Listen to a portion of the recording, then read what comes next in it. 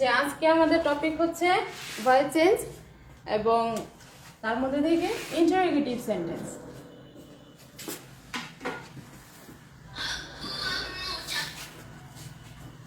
আমরা জানি যে ইন্টারোগেটিভ সেন্টেন্স শুরু হয় দুইভাবে, একটা হচ্ছে অক্সিলারি ভার্ব দিয়ে আর একটা হচ্ছে ডব্লিউএইচ ওয়ার্ড দিয়ে। তাহলে অক্সিলারি ভার্বটা দিয়ে যখন ইন্টারোগেটিভ সেন্টেন্স শুরু হয় তখন শুরুতে থাকে অক্সিলারি ভার্ব, তারপর হচ্ছে গিয়ে সাবজেক্ট, এরপরে মূল ভার্ব এবং অবজেক্ট, শেষে হচ্ছে গিয়ে প্রশ্নবোধক চিহ্ন থাকে। এখন সেই ইন্টারোগেটিভ সেন্টেন্সটাকে যখন আমরা অ্যাক্টিভ থেকে প্যাসিভ করব তখন অ্যাক্টিভ থেকে প্যাসিভ করার সময় আমাদেরকে সেন্টেন্সের টেন্স এবং সাবজেক্ট অনুযায়ী একটি অক্সিলারি ভার্বকে নিয়ে আসতে হবে প্রথমে, তারপরে হচ্ছে গিয়ে সাবজেক্ট, তারপরে হচ্ছে মূল ভার্বের base form plus preposition plus object. তাহলে আমরা স্ট্রাকচারটা আগে একটু লিখে দেই। স্ট্রাকচারটা যদি ফলো করো তাহলে এই স্ট্রাকচার অনুযায়ী করলেই দেখা যাবে সবচেয়ে বেশি ভালো হবে। তাহলে আমরা স্ট্রাকচারটা দেখি। যে প্রথমে হচ্ছে অক্সিলারি ভার্ব,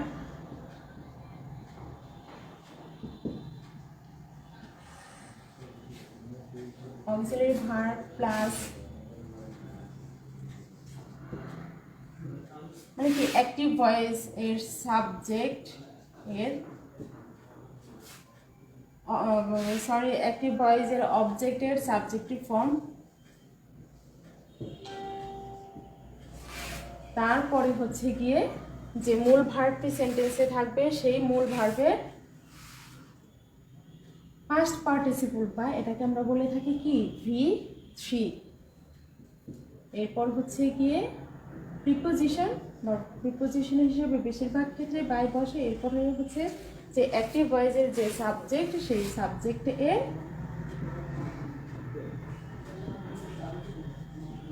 সাবজেক্টের অবজেক্ট এবং শেষে হলো প্রশ্নবোধক চিহ্ন। দেখো আমরা যতই করি যদি ইন্টারোগেটিভ সেন্টেন্সে প্রশ্নবোধক চিহ্নটা যদি না থাকে তাহলে সেন্টেন্সটা কিন্তু ভুল। আমরা উদাহরণ দেই।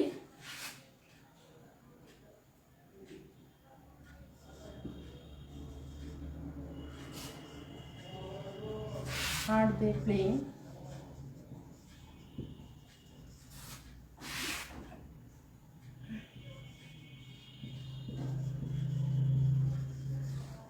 Are they playing football in the field? প্রশ্নবোধক চিহ্ন। এখন এটাকে যখন আমরা অ্যাক্টিভ থেকে প্যাসিভ করব তখন অবজেক্টটাকে কী করতে হবে আর নিয়ে আসতে হবে। অবজেক্ট কোনটা? Football.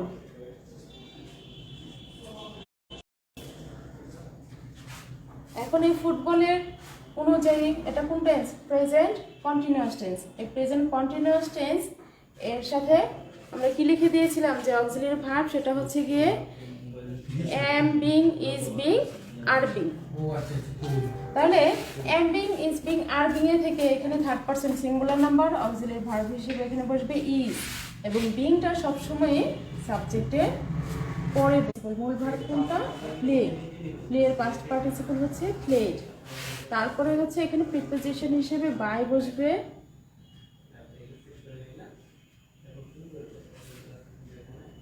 Sorry in the field,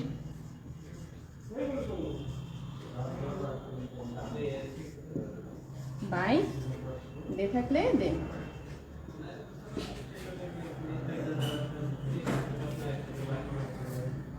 auxiliary ভার্বটা যদি এরকম থাকে have you,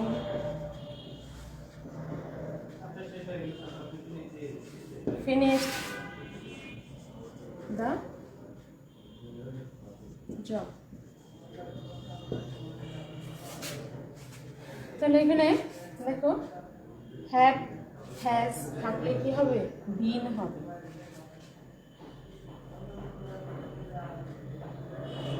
তাহলে সাবজেক্টে যেহেতু থার্ড পারসন সিঙ্গুলার নাম্বার এখানে আমাদের এখানে বসবে হ্যাজ দ্য জব।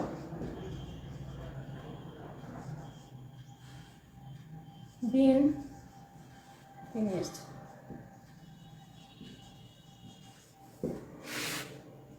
বাই আমরা কি লিখেছিলাম, ইউ যদি থাকে তাহলে ইউই হবে, ইউ এর কোনো পরিবর্তন হয় না। এই দুটো আমরা দেখলাম হলো অক্সিলারি ভার্ব দিয়ে, কিন্তু সেন্টেন্সে যদি আমরা জানি কি am is are was were have has have, এগুলো হচ্ছে গিয়ে অক্সিলারি ভার্ব। কিন্তু অক্সিলারি ভার্বটা যদি না থাকে তাহলে আমরা কি করব, অক্সিলারি ভার্ব কখন থাকে না, প্রেজেন্ট ইনডিফিনিট টেন্সে এবং পাস্ট ইনডিফিনিট টেন্সে এম ইজ আর ওয়াজ আর থাকে না বা ব্যবহৃত হয় না। সেই ক্ষেত্রে ডো, ডাজ এবং ডিড এগুলো একটু মনে রাখতে হবে। যদি সেন্টেন্সে, ইন্টারোগেটিভ সেন্টেন্সে অক্সিলারি ভার্ব না থাকে তাহলে সেই ক্ষেত্রে এই যে ডো, ডাজ এবং ডিড এই তিনটা অক্সিলারি ভার্ব হিসেবে ব্যবহৃত হয়, ঠিক আছে। এবং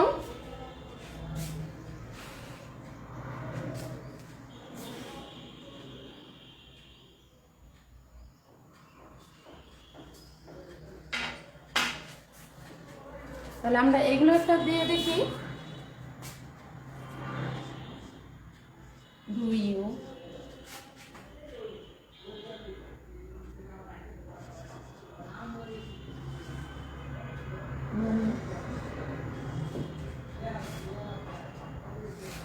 তাহলে এখানে আমরা জানি কি মি থাকলে কি হবে আই, আয়ের জন্য অক্সিলারি ভার্ব হিসেবে কে থাকে এম ইজ আর। এটা কোন ধরনের ভার্ব, এখানে তোমাদের কি কি বললাম, নো হচ্ছে গিয়ে মূল ভার্ব, এখানে কোন, এটা কিন্তু কন্টিনিউয়াস টেন্স না, এটা প্রেজেন্ট ইনডিফিনিট টেন্স, তাই এখানে অক্সিলারি ভার্ব হিসেবে আসছে হলো ডু। তাই ডু দেখে বা এটা দেখে আমাদেরকে বুঝতে হবে এটা হচ্ছে present indefinite tense. Present indefinite টেন্সে অক্সিলারি ভার্ব হিসেবে এম এর সাথে বা আই এর সাথে কি আসবে এম।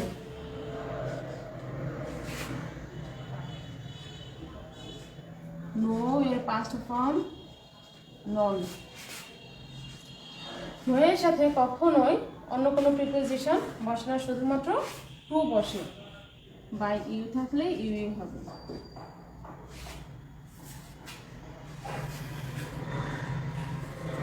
আবার যদি আমরা দেখি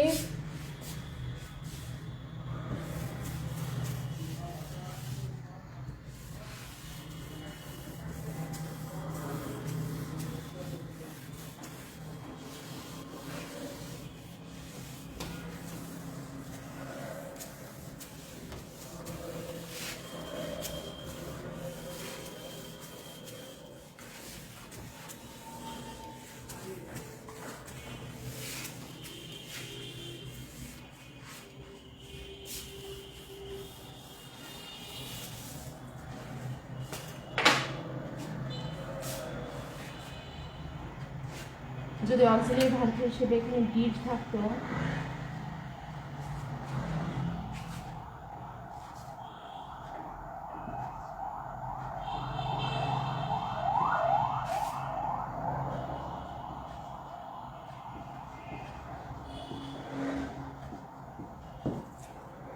did you see the man, তুমি কি লোকটিকে দেখেছিলে, তাহলে এই ডিড দেখে বুঝতে হবে এই সেন্টেন্সটা হচ্ছে পাস্ট ইনডিফিনিট টেন্স। তাহলে অক্সিলারি ভার্ব হিসেবে আমাদের আসবে ওয়াজ দ্য ম্যান, যেহেতু এটা থার্ড পারসন সিঙ্গুলার নাম্বার, এবং past indefinite tense was the man see saw seen, by you থাকলে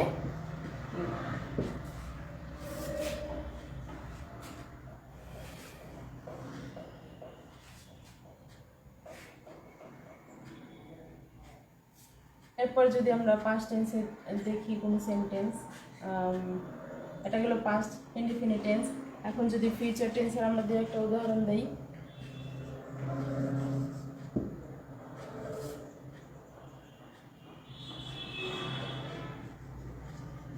will the man help you, তাহলে shall I be helped by the আমরা জানি কি যে কোনো modal auxiliary verb shall, will, can, could, may, might এগুলো যদি থাকে তাহলে তাদের উপরে অ্যাক্টিভ থেকে প্যাসিভ করার সময় বি বসবে।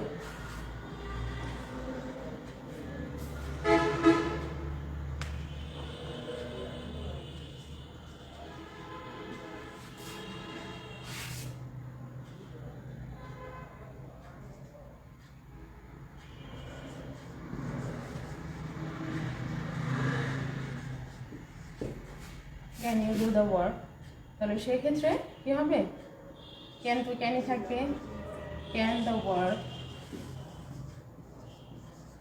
B done by you.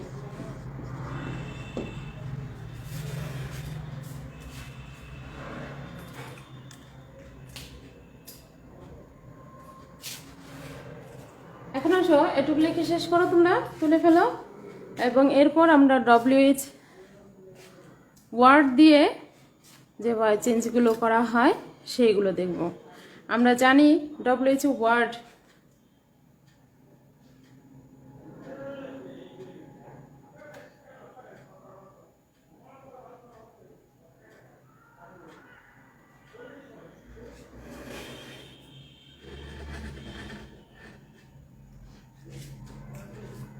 আমরা জানি যে WH ওয়ার্ডের সংখ্যা কতগুলো পৃথিবীতে,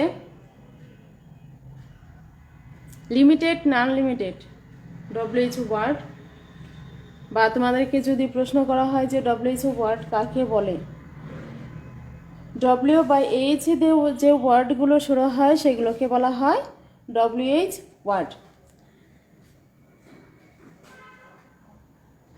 এবং এই WH ওয়ার্ডগুলো দিয়ে যে ওয়ার্ড শুরু হয় বা প্রশ্ন শুরু হয় সেগুলোকে বলা হয় কি ওয়ার্ড। আমরা পড়বো, কিন্তু এই ক্লাসগুলো কিন্তু আমাদের আবার করতে হবে, যে কোশ্চেন মেকিংয়ের যে তোমাদের যে একটা চ্যাপ্টার আছে সেইখান থেকে হবে yes no question, WH question, tag question, সেখানে কিন্তু এই যে ইয়েস নো কোশ্চেন কোনগুলো, তারপরে হচ্ছে গিয়ে WH ওয়ার্ড বা WH কোশ্চেন কোনগুলো, সেগুলো কিন্তু আমরা করবো। এখন আজকে একটু ভয়েস চেঞ্জ করে দেখি, এইগুলো কিন্তু এই যে এতক্ষণ যে ভয়েস চেঞ্জগুলো করানো হলো এগুলো সবগুলোই WH ওয়ার্ড না, এগুলো সবগুলো হলো ইয়েস নো কোশ্চেন।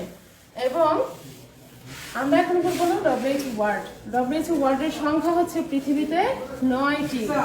এই 9টি ওয়ার্ড দিয়েই যে প্রশ্নগুলো করা হয়, যেমন what, who, whom, which, where, how, when, where, এই ধরনের যে ওয়ার্ড সেগুলো হচ্ছে WH ওয়ার্ড। এবং এই WH ওয়ার্ড দিয়ে কিন্তু প্রশ্ন করা হয়, এবং সেই প্রশ্নগুলোকে আমরা কি করি, ভয়েস চেঞ্জ করে থাকি, এবং সেগুলো অ্যাক্টিভ থেকে প্যাসিভ করা যায়।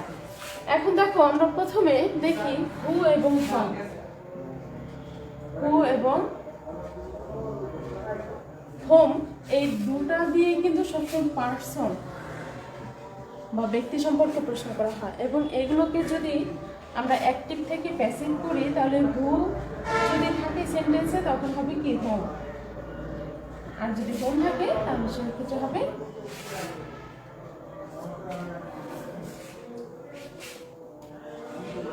বাই হোম, এবং হোম থাকলে হবে হু।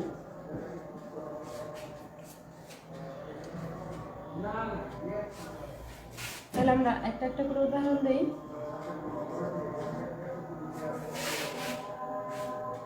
Who has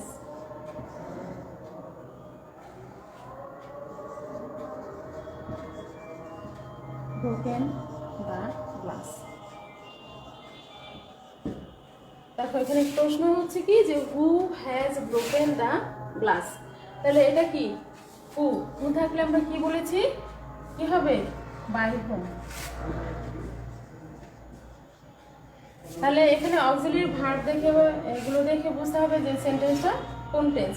এখানে সেন্টেন্সটা হ্যাজ, এবং হ্যাজের পরে মূল ভার্বের পাস্ট পার্টিসিপল হয় সবসময়, এটা আমরা জানি।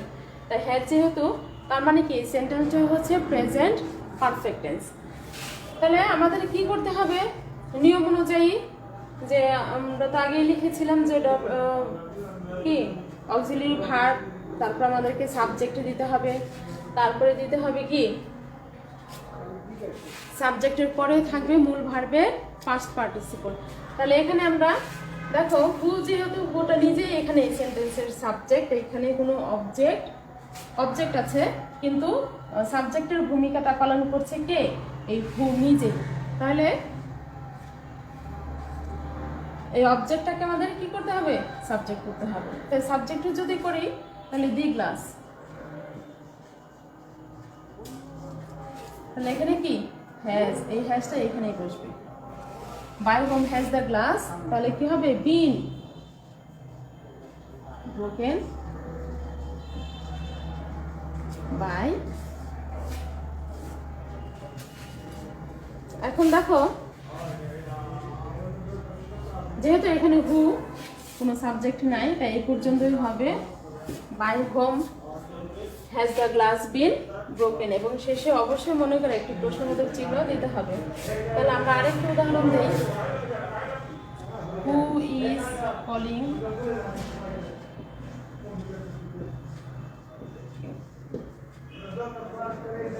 বাই হোম, কি হবে? ইউ এর জন্য আর, ইউ ইজ প্লাস ভার্বের কি, ভার্বের বেস ফর্মের সাথে আইএনজি, তার মানে কি এটা present continuous tense. By whom are you being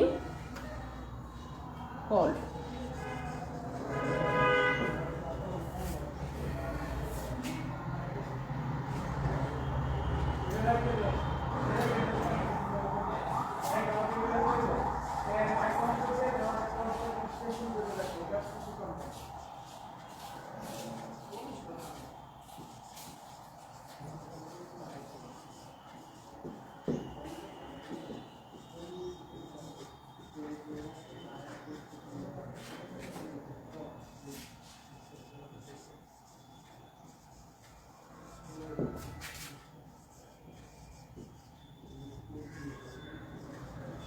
By whom has the glass been, by whom has the girl been seen?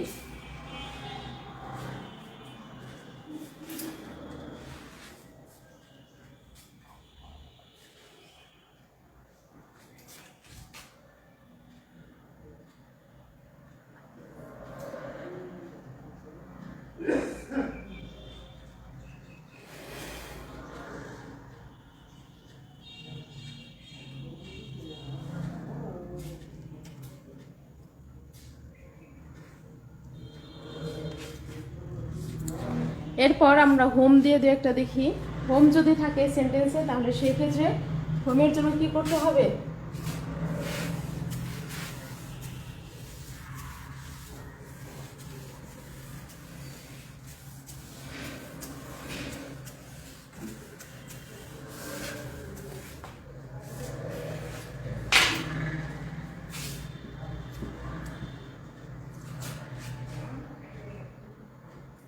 Whom do you want, তুমি কাকে চাচ্ছ?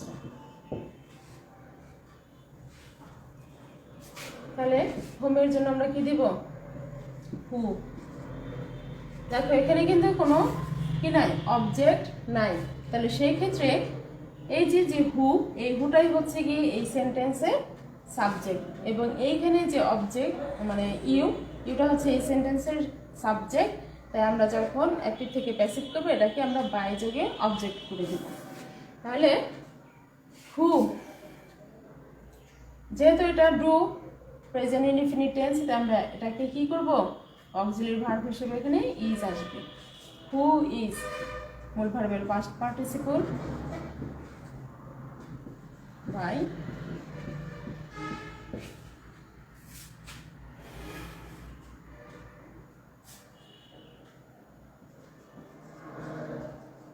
whom did you see yesterday?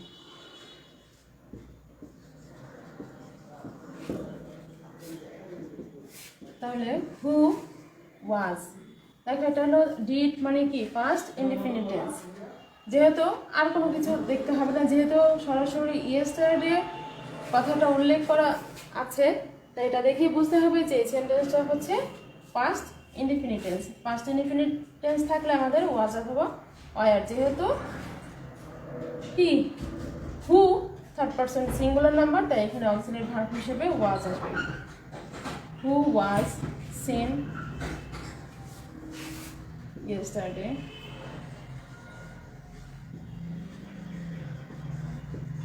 by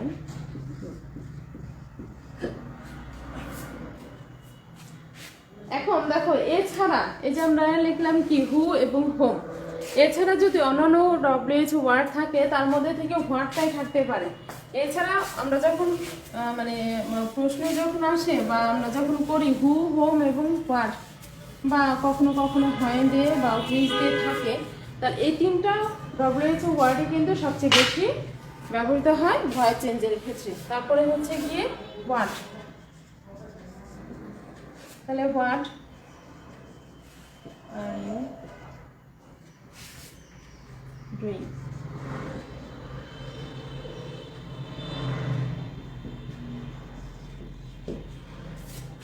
তাহলে what যদি থাকে তাহলে হোয়াটের তার কোনো পরিবর্তন হবে না, মানে আমি বলছি যে হু থাকলে বাই হোম হবে এবং হোম থাকলে হু হবে। এছাড়া বাকি যে ডব্লিউএইচ ওয়ার্ড সেগুলো অ্যাক্টিভ থেকে প্যাসিভ করার ক্ষেত্রে আর কোনো পরিবর্তন হবে না।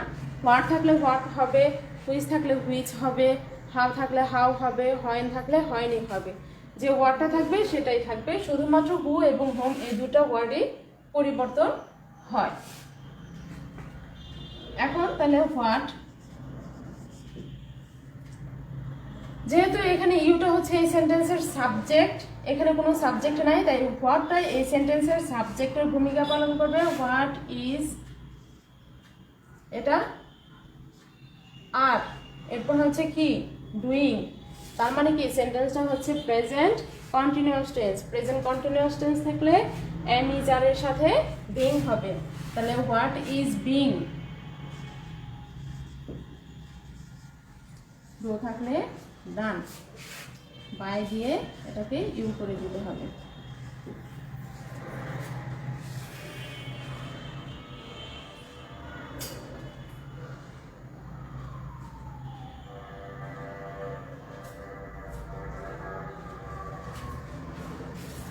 যদি লিখি হোয়াট ডু ইউ ওয়ান্ট, তুমি কি চাও। What is wanted by you?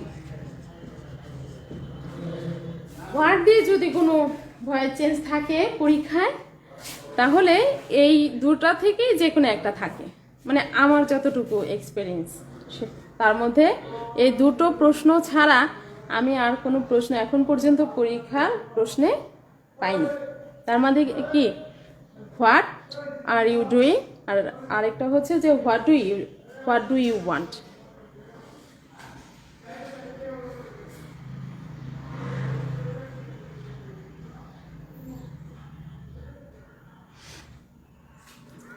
এরপর আসো আমাদের নেক্সট যে আরেকটা হচ্ছে, আমরা এতক্ষণ কি দেখলাম ইন্টারোগেটিভ সেন্টেন্স।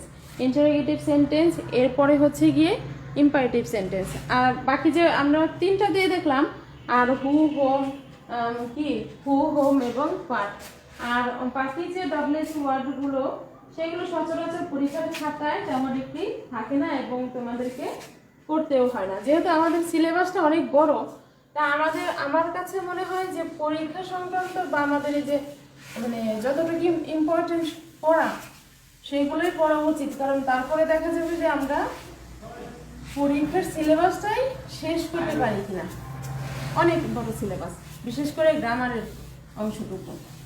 এরপরে আসো আমরা ইম্পারেটিভ সেন্টেন্সটা দেখি। ইম্পারেটিভ সেন্টেন্সটা সবচেয়ে সহজ, আর ভয়েস চেঞ্জের ক্ষেত্রে দেখো তোমাদের সিম্পল, কম্পাউন্ড, কমপ্লেক্স এই ধরনের আছে, বইয়ের মধ্যে খুঁজলে পাওয়া যায়, কিন্তু তোমাদের জন্য এগুলোর কোনো দরকার নেই। তোমাদেরকে যে ছোট ছোট সেন্টেন্স দিয়ে যে ভয়েস চেঞ্জগুলো করানো হচ্ছে সেইগুলোই তোমরা করবে, কারণ ওই সিম্পল, কম্পাউন্ড, কমপ্লেক্সে বা আদার্স যে কঠিন কঠিন যে ভয়েস চেঞ্জগুলো সেগুলো তোমাদের থাকে না পরীক্ষায় বা নিচে শেখার জন্য করতে পারো, কিন্তু হয়তো বা এখন আমাদের কোনো এগুলোর দরকার নেই।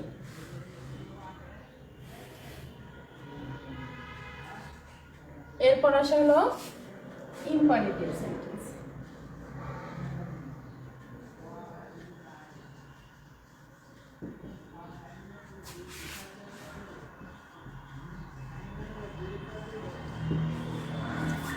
ইম্পারেটিভ সেন্টেন্সটা হচ্ছে কাকে বলে, যে সেন্টেন্স দিয়ে আদেশ, অনুরোধ, উপদেশ, নিষেধ বোঝানো হয়, সেন্টেন্সকে বলা হয় ইম্পারেটিভ সেন্টেন্স। এবং আমরা জানি যে ইন্টারোগেটিভ সেন্টেন্সের মতোই ইম্পারেটিভ সেন্টেন্সটাও দুইভাবে শুরু হয়। একটা হচ্ছে কি ভার্ব দিয়ে শুরু হয়, আরেকটা হচ্ছে লেট দিয়ে শুরু হয়। এখন ভার্ব দিয়ে শুরু হয়, আমরা একটা উদাহরণ দিই, do the work। আরেকটা হচ্ছে let me do the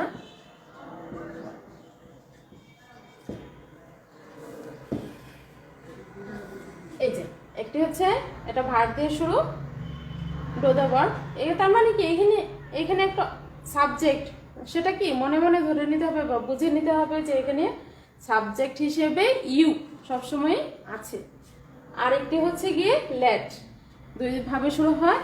তো যেভাবে শুরু হোক, দেখো আমরা যখন প্রথমটাকে দেখাই এই সেন্টেন্সটাকে যখন আমরা অ্যাক্টিভ থেকে প্যাসিভ করব, প্রথমে কি করব, একটি লেট এখানে ব্যবহার করব, থাকুক বা না থাকুক। লেটের পরে এই যে অবজেক্টের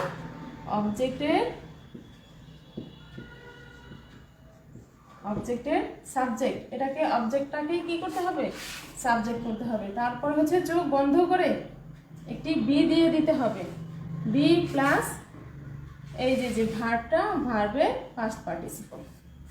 ঠিক আছে, এই হলো এই সেন্টেন্সটার জন্য স্ট্রাকচার। আর এই সেন্টেন্সটার জন্য স্ট্রাকচার হচ্ছে এই যে এখানে কি করতে হবে, একটি লেট দিতে হবে। লেটের পরে এই যে অবজেক্টটা, এই অবজেক্টের কি সাবজেক্টের যে ফর্মটা সেটাকে আনতে হবে। এটার মধ্যে একটি চোখ বন্ধ করে একটা বি দিতে হবে, মূল ভার্বের পাস্ট পার্টিসিপল। তারপরে হচ্ছে কি এই যে এখানে যে ব্যক্তিতে থাকবে, দেখো এটা নাউনও থাকতে পারে, প্রোনাউনও থাকতে পারে। নাউন যদি থাকে তাহলে তো তার কোনো ফর্মে কোনো চেঞ্জ হবে না, সে সাবজেক্টে বা অবজেক্টে যে জায়গাতেই থাকুক, যে অবস্থাতেই থাকুক, তার যে চেহারা সেটা সেই রকমই থাকবে, তার কোনো পরিবর্তন করতে হবে না। কিন্তু যদি প্রোনাউন থাকে, মানে আই থাকলে মি হবে, সেটা তোমাদেরকে প্রথম ক্লাসে আমি লিখে দিয়েছিলাম যে পার্সন থাকলে কিভাবে পরিবর্তনটা হয়। তাহলে আই থাকলে মি এভাবে থাকে, কিন্তু লেটের সাথে যখনই কোনো প্রোনাউন থাকবে সে সবসময়ই অবজেক্টিভ মোডেই থাকবে। সে কিন্তু সাবজেক্ট হলে যেভাবে হয় আই, হি, হিম, মানে হার, এই যে এটা কিন্তু সাবজেক্ট। আর অবজেক্ট হলে থাকে কি মি, উই থাকলে আস, ইউ থাকলে তো ইউ এর তো ফর্মের কোনো চেঞ্জ হয় না। তারপরে হচ্ছে গিয়ে শি থাকলে হার, হিম, এগুলো হচ্ছে অবজেক্টিভ মোড। সবসময় লেটের সাথে প্রোনাউনটা অবজেক্টিভ মোডেই থাকবে, তো সেটাকে বাই যোগে কি করতে হবে, অবজেক্ট মোডে দিতে হবে। মানে এটার আর কোনো পরিবর্তন হবে না, এটা যেভাবে থাকবে এখানে, এটাকে শুধু বাই দিয়ে এখানে বসিয়ে দিতে হবে, তাহলেই হবে।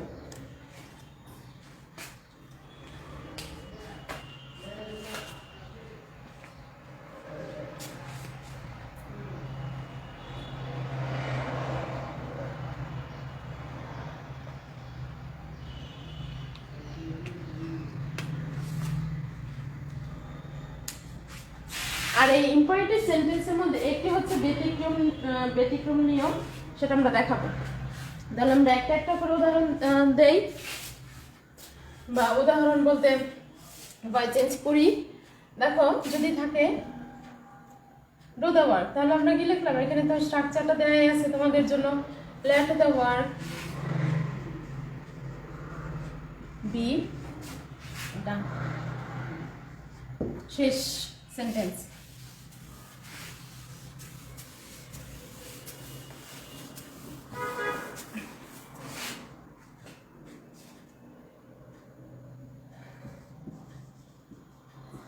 Open the door.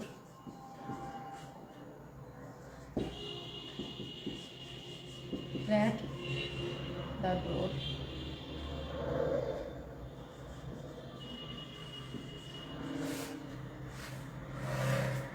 be opened.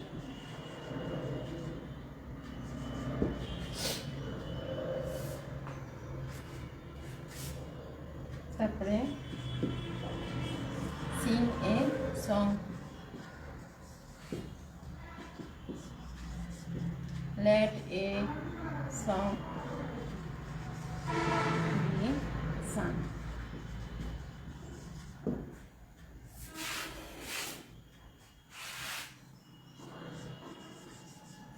Tell a story.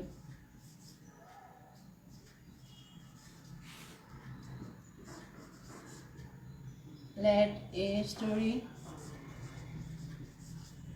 be told. এখন কথা হচ্ছে ইম্পারেটিভ সেন্টেন্সে যদি নো বা নট বা নেভার থাকে তাহলে আমরা কি করব? দেখো সেন্টেন্সে যদি নো, ডু নট বা নেভার এগুলো যদি থাকে তাহলে আমরা কি করব সেটা একটু দেখি। সেটা হচ্ছে যদি থাকে সেন্টেন্সে ডোন্ট টেল এ লাই, সেই ক্ষেত্রে এখানে তো লেট দিতে হবে।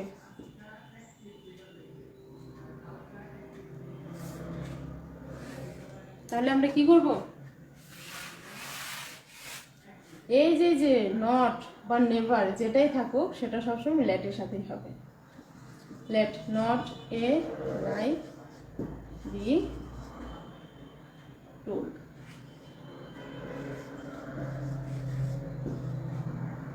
যদি থাকে নেভার, ওয়েস্ট ইয়োর টাইম।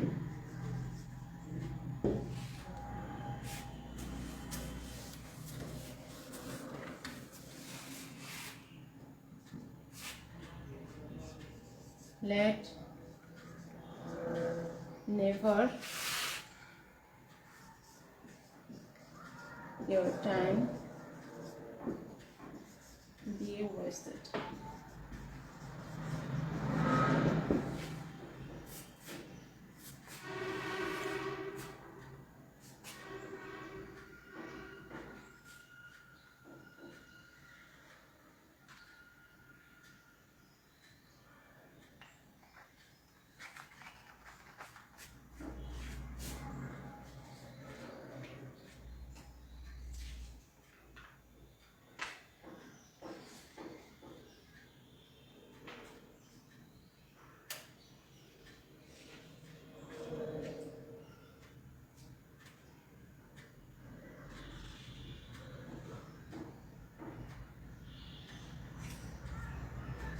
এরপর আসো আমরা বললাম যে ইম্পারেটিভ সেন্টেন্সে একটি মাত্র ব্যতিক্রম নিয়ম, সেটা একটু দেখি। সেটা এই নিয়মের মধ্যেই পড়ে, এটার কাছাকাছি একটু লিখে দেই, তারপর আমরা লেট দিয়ে সেন্টেন্স করি।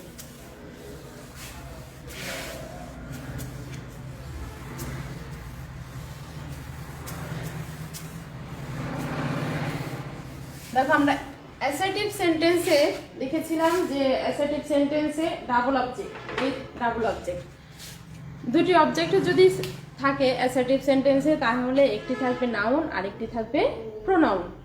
তখন আমরা বলেছিলাম যে সেই ক্ষেত্রে যে প্রোনাউন বা ব্যক্তি বোঝায় যে এটা, সেটাকে সাবজেক্ট করতে হবে। ব্যক্তি বোঝায় যে অবজেক্টটা সেটাকে সাবজেক্ট করতে হবে। কিন্তু ইম্পারেটিভ সেন্টেন্সের ক্ষেত্রে ঘটনাটা উল্টো। সেটা হচ্ছে যে ইম্পারেটিভ সেন্টেন্সে যদি ডাবল অবজেক্ট থাকে, তোমরা আবার একটু খেয়াল করবে, ইম্পারেটিভ সেন্টেন্সে যদি ডাবল অবজেক্ট থাকে তাহলে সেই ইম্পারেটিভ সেন্টেন্সের ডাবল অবজেক্টটার মধ্যে একজন থাকবে ব্যক্তি আর একজন হচ্ছে বস্তু। তাহলে যখন আমরা এই অবজেক্টগুলোকে সাবজেক্ট করব তাহলে সেক্ষেত্রে আমাদেরকে অবশ্যই সেই যে বস্তুবাচক যে অবজেক্টটা সেটাকেই সাবজেক্ট করতে হবে। যেমন টেল মি এ স্টোরি, দেখো এটা হচ্ছে ব্যক্তি আর এটা হচ্ছে বস্তু। তাহলে আমরা যখন সেন্টেন্সটাকে অ্যাক্টিভ থেকে প্যাসিভ করব তখন তো লেট তো দিতেই হবে। লেটের সাথে এই যে বস্তুবাচক যে অবজেক্টটা সেটাকে সাবজেক্ট করতে হবে। Let a story be told. এখন হচ্ছে মজাটা, সে মজা হচ্ছে এখানে কিন্তু কখনোই কি ব্যবহার করা যাবে না, বাই ব্যবহার করা যাবে না। সব সময় প্রিপোজিশন হিসেবে এখানে ফর ব্যবহার করতে হবে, ফর ইউ। আবার আরেকটু উদাহরণ দেই।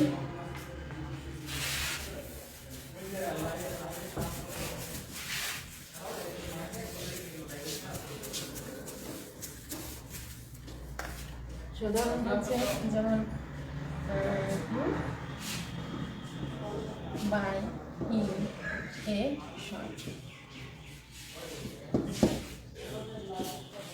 Let দেখো এখানে ব্যক্তিবাচক যে অবজেক্টটা সেটাকে কিন্তু সাবজেক্ট করা যাবে না। এই যে শার্ট বস্তুবাচক যে অবজেক্ট সেটাকে নিয়ে আসতে হবে।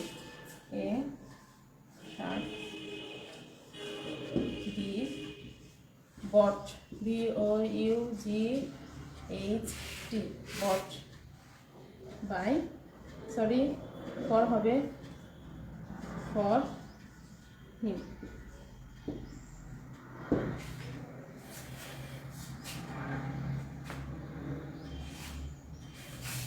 bring me a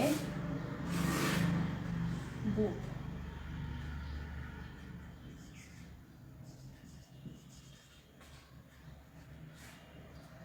তাহলে let a book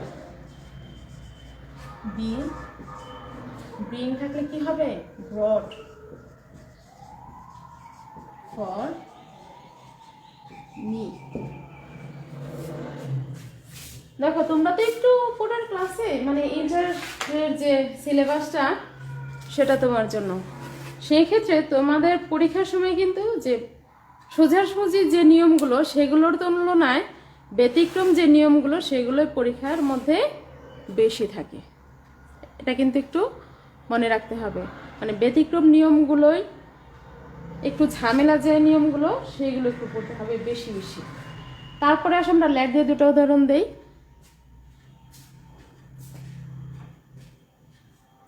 লেট যদি থাকে তাহলে তো স্ট্রাকচারটা আমরা আগে লিখে দিলাম। সেই ক্ষেত্রে কি করতে হবে,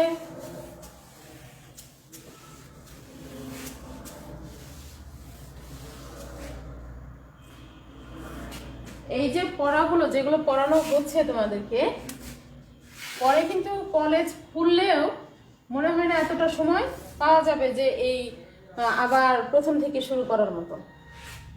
তাই যে পড়াগুলো যখনই পড়ানো হচ্ছে সেগুলো সাথে সাথেই তোমরা কমপ্লিট করে ফেলবা। এবং আমি পরবর্তীতে আগামী 2 ক্লাসের মধ্যেই চেষ্টা করব তোমাদেরকে কিছু প্যারাগ্রাফ লিখে দেওয়ার জন্য, সেটা তোমরা নিজেরা তৈরি করে পড়া শুরু করে দেবে। মুখস্থ যে মানে রাইটিং পার্ট সি এর যে পড়াগুলো আর পার্ট এ বা প্যাসেজ যেগুলো সেগুলো আমরা যদি ইনশাল্লাহ কলেজ খুলে তখন করব সরাসরি। আর যদি এভাবেই চলতে থাকে তাহলে এভাবেই পড়াতে হবে, কিছু করার নেই। তাহলে দেখো লেট দিয়ে কিভাবে করতে হবে।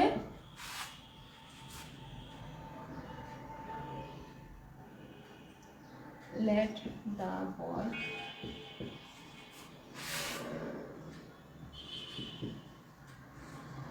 sing a song. লেট তো বললাম লেটই থাকবে। এই যে অবজেক্টটাকে সাবজেক্ট করতে হবে। এই সং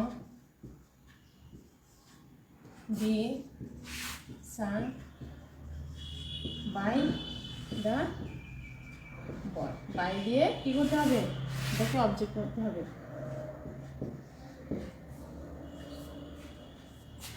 তারপরে আরেকটা উদাহরণ দেই।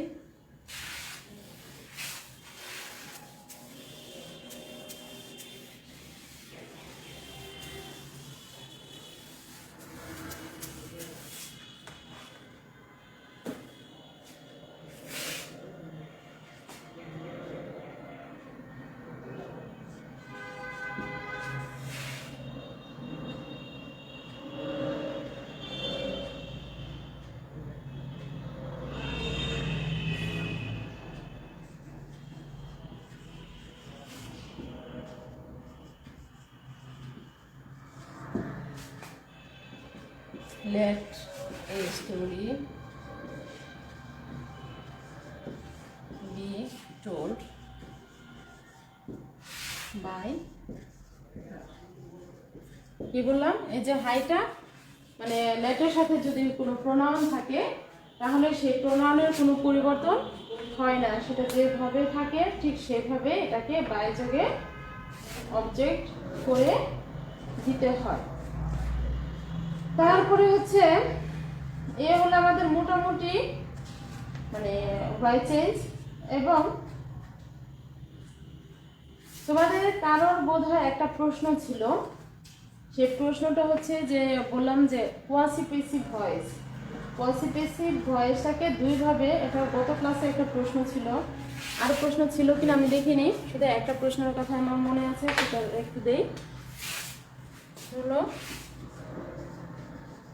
হানি টেস্ট সুইট, এই ধরনের সেন্টেন্স থাকে, রাইস সেলস চিপ, এই ধরনের সেন্টেন্স। তাহলে এই সেন্টেন্সগুলোকে দুইভাবে করা যায়। একটা হলো সাবজেক্টের মানে স্থান পরিবর্তন না করে ভার্বের জায়গায় থাকবে, শুধুমাত্র এখানে একটি অক্সিলারি ভার্ব দিয়ে মূল ভার্বের পাস্ট পার্টিসিপল করে দিলেই সেন্টেন্সটা কি হয়ে যাবে, অ্যাক্টিভ থেকে প্যাসিভ হয়ে যাবে। যেমন হানি, এটা সাবজেক্ট এবং মূল ভার্বের সাথে এস বা ইএস, এটা দেখে বুঝতে হবে, এবং এখানে কোনো অক্সিলারি ভার্ব নেই, এটা দেখে বুঝতে হবে যে সেন্টেন্সটা হচ্ছে প্রেজেন্ট ইনডিফিনিট টেন্স। তাই এম ইজ আর এটা অক্সিলারি ভার্ব হিসেবে আসবে। হানি ইজ টেস্টেড সুইট, এটা হলো বললাম কি বলেছিলাম যে সিম্পল সেন্টেন্সটাকে, এটা তো সিম্পল সেন্টেন্স কারণ একটা সাবজেক্ট একটা ভার্ব, এটা হচ্ছে সিম্পল সেন্টেন্সের লক্ষণ। এখানে কোনো কনজাংশন নেই, কনজাংশন কোনগুলো অ্যান্ড অর বাট বা কম্পাউন্ড সেন্টেন্সও না, কিন্তু এই সিম্পল সেন্টেন্সটাকে সিম্পল সেন্টেন্স, এই যে একটা সাবজেক্ট একটা ভার্ব, এটাকে হলো সিম্পল সেন্টেন্স রেখেই অ্যাক্টিভ থেকে প্যাসিভ করলাম। কিভাবে, যে একটা অক্সিলারি ভার্ব দিলাম, তারপর হচ্ছে কি মূল ভার্বের পাস্ট পার্টিসিপল, তারপরে হচ্ছে এটাকে আবার বলেছিলাম কি এই সিম্পল সেন্টেন্সটাকে আবার কম্পাউন্ড করে ওটাকে অ্যাক্টিভ থেকে প্যাসিভ করা যায়। সরি এই যে দেখো হানি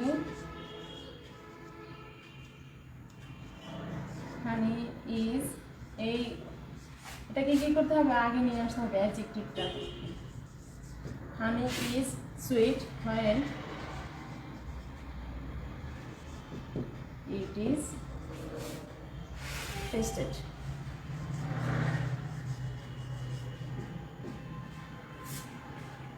এটা হলো কমপ্লেক্স সেন্টেন্স। তাহলে সিম্পল সেন্টেন্সটাকে সিম্পল রেখে আবার সিম্পল সেন্টেন্সটাকে কমপ্লেক্স রেখে দুই ভাগেতেই এটাকে অ্যাক্টিভ থেকে প্যাসিভ করা যায়। যে এটা হচ্ছে এই অংশটুকু হচ্ছে তার passive form, it is tasted. আবার আরেকটা উদাহরণ দেই তাহলে,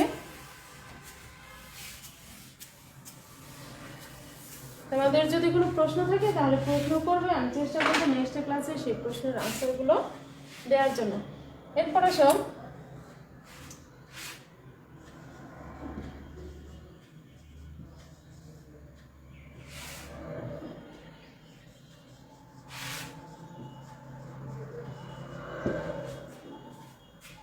রাইস সেলস চিপ। দেখো এটা কি সেম দুইভাবে করা যায়, rice is sold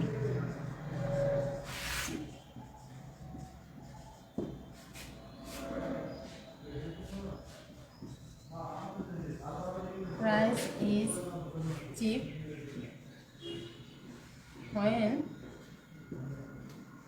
it is sold, যখন এটাকে বিক্রি করা হয়। এরকম সিম্পল সেন্টেন্সটাকে সিম্পল রেখে আর একটা হচ্ছে সিম্পল সেন্টেন্সটাকে কমপ্লেক্স করে আমরা অ্যাসার্টিভ কি অ্যাক্টিভ থেকে প্যাসিভ করতে পারি। আবার এটা কিন্তু ট্রান্সফরমেশন অফ সেন্টেন্সের একটি উদাহরণ। এই সেন্টেন্সটা। এটা হচ্ছে যে অ্যাডজেক্টিভ যদি থাকে তাহলে সেই সেন্টেন্সগুলোকে এভাবে ভয়েস চেঞ্জ করা যায়। এটা হচ্ছে অ্যাডজেক্টিভ, এটা হচ্ছে অ্যাডজেক্টিভ। ঠিক আছে, তাহলে আমরা মোটামুটি ভয়েস চেঞ্জটা শেষ করতে পারলাম। আর বেশি কঠিন কঠিন যে নিয়মগুলো সেইগুলো তোমাদের জন্য খুব একটা বেশি এগুলো খুব একটা বেশি তোমাদের প্রয়োজন হবে না। আর নেক্সট ক্লাসে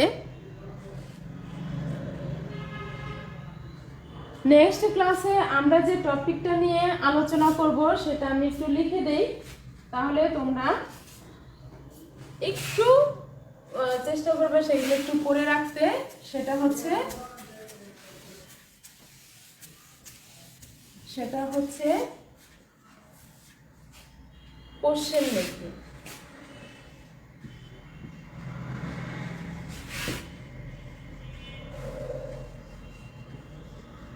কোশ্চেন মেকিংটা হচ্ছে মানে কি, প্রশ্ন তৈরি করা। কিভাবে প্রশ্নটা তৈরি করতে হবে, মানে এই প্রশ্ন তো আর সেই প্রশ্ন না, পরীক্ষার প্রশ্ন না। হোয়াট বা হাউ দিয়ে বা হয় দিয়ে কীভাবে প্রশ্নটা তৈরি করতে হয় বা কখন এই ওয়ার্ডগুলো ব্যবহার করতে হয় সেটা সম্পর্কে একটু ধারণা, সেটা হচ্ছে বা ট্যাগ কোশ্চেন সেগুলো সম্পর্কে একটু ধারণা, সেটাই হচ্ছে হলো কোশ্চেন মেকিং। এই টপিকটা নিয়ে ইনশাল্লাহ আমরা নেক্সট ক্লাসে আলোচনা করব, এবং তোমরা চেষ্টা করবে একটু পড়ে রাখতে পরবর্তী ক্লাসের জন্য।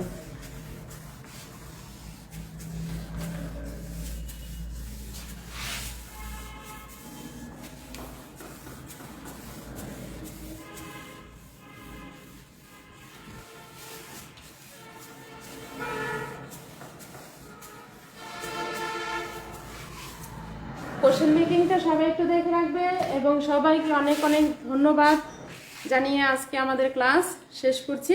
আল্লাহ হাফেজ।